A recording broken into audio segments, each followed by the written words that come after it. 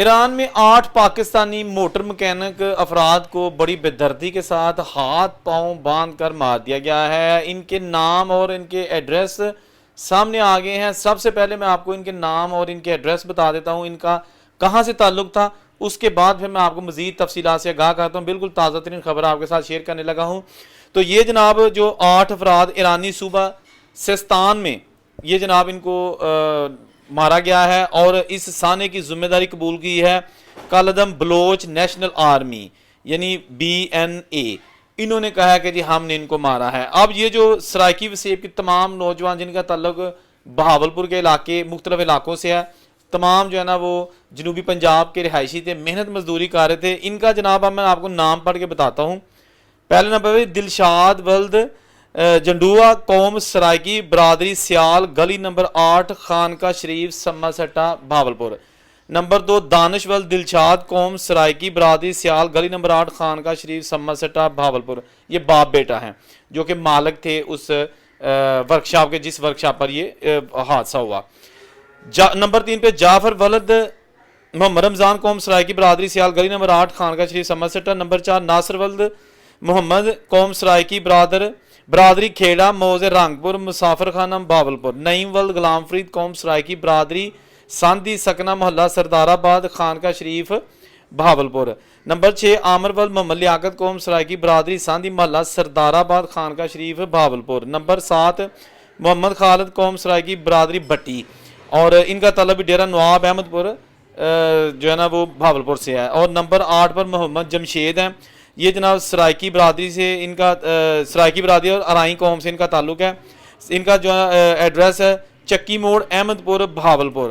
تو یہ تقریباً جو تمام افراد ہیں یہ 7-8 سال سے جو ہے وہاں پر ایران مغز میں کاروں کی جو ایک ورکشاپ تھی وہاں پر کام کر رہے تھے، اور ایرانی میڈیا کے مطابق ایران کے صوبے سیستان میں جو ہے نا وہ افغان بارڈر کے قریب یہ علاقہ ہے، مسلح افراد نے آٹو ورکشاپ پر فائرنگ کی گئی۔ جب ان کی باڈیز وہاں سے نکالی گئیں تو ان کے ہاتھ پاؤں بندھے ہوئے تھے، اور اب جناب یہ اس دنیا میں نہیں رہے۔ بہت افسوسناک واقعہ۔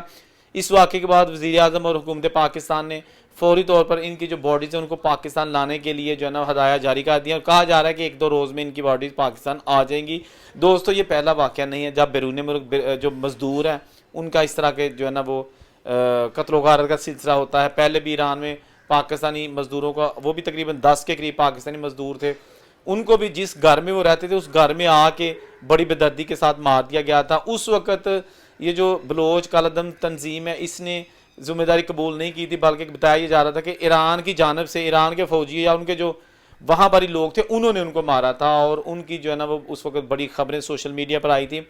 یہ اس طرح کے واقعات دنیا بھر میں ہوتے رہتے ہیں، اور بڑا دکھ ہوتا ہے جب ایسی واقعات کی ہم رپورٹنگ کرتے ہیں اور بتاتے ہیں، کیونکہ ہمارے لیے خبر ہے۔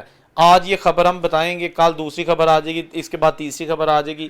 اسی طرح آپ بھی یہ خبر سن رہے ہیں، کسی اور چینل پہ دوسری خبر چاہ رہی ہے، کسی پہ تیسری خبر چاہ رہی ہے، لیکن جن کے گھروں میں یہ جنازے آئیں گے نا ان کے جو ہے نا وہ حالات دیکھنے والے ہوں گے، وہاں پر ماحول دیکھنے والا ہوگا، پریشان کن ماحول ہوگا، ہر آنکھ اشکبار ہوتی ہے۔ چھوٹی بیٹی کسی کے 3 بچے، کسی کے 1 بچے، کسی کی ابھی شادی ہوئی ہے، کسی کی شادی نہیں ہوئی۔